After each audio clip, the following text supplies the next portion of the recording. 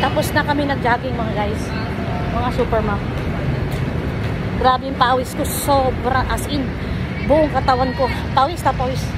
Hanggang dulo ng buko ko tumutulo ang pawis. Ito, tawid na kami.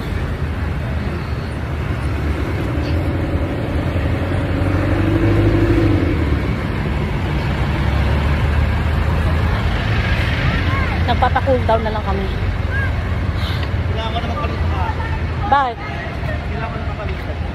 Ah, oo. Lumubog na agad eh. Ha? Sa akin din. Ha? Sa akin din, parang lumulubog. Yung sa'yo. Dito.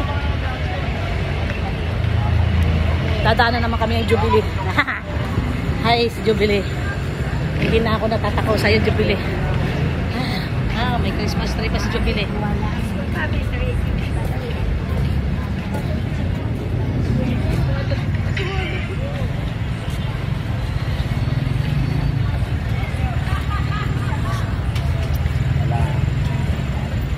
Sa naglalakad na lang ako guys, nawala yung pagod ko, yung hingal ko.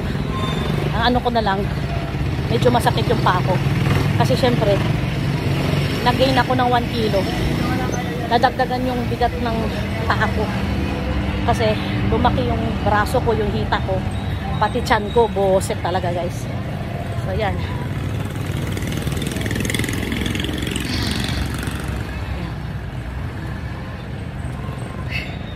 Sarap.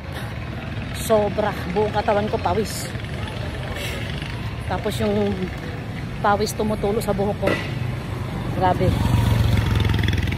Kahapon hindi ako masyadong pinawisan. Ngayon sobra. Nakakaubos ako nito ng... Hindi ka magsatumok mo kapon? Hindi. Ang bigat ng katawan ko eh. Sobrang bigat ng katawan ko kahapon. Pero naka-jogging naman ako. Mula palengke pababa sa bahay. Kaya medyo napagod na rin ako. Pero ngayon okay ngayon. Naka 3 rounds. Parang 2.5. Kasi nung kalagitan naglakad na ako. Kasi pagod na talaga ako. Ay, sumusubsob na yung paa ko. Pero at least okay lang. 3 rounds pa rin. Naka almost 4 kilometers daw kami, sabi ni Jason. 3 kilometers plus. Mas maraming takbo ngayon kaysa kahapon. Kasi kahapon naka 3 kilometers lang kami. Pero mas maraming lakad kaysa takbo. Ngayon mas maganda ngayon kasi mas marami kaming takbo kaysa lakad. At saka nakuha ko rin yung technique ngayon. Habang nagja-jogging ako. Yan. So, tapos dahan-dang hinga. Yan. Kaya nabawasan yung palpitate ng heart ko guys. Hindi ako masyadong nahirapan kasi nakuha ko na yung technique.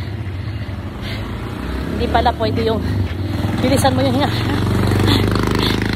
Mabilis ka pala mapagod. Dapat alalay lang. Malalim na hinga tapos buga. Malalim na hinga hanggang sa sabi ni Jason, ma, huwag kang maingay. Tumitingin kasi yung mga nadadaanan ko kung napapano ako kasi sabi ko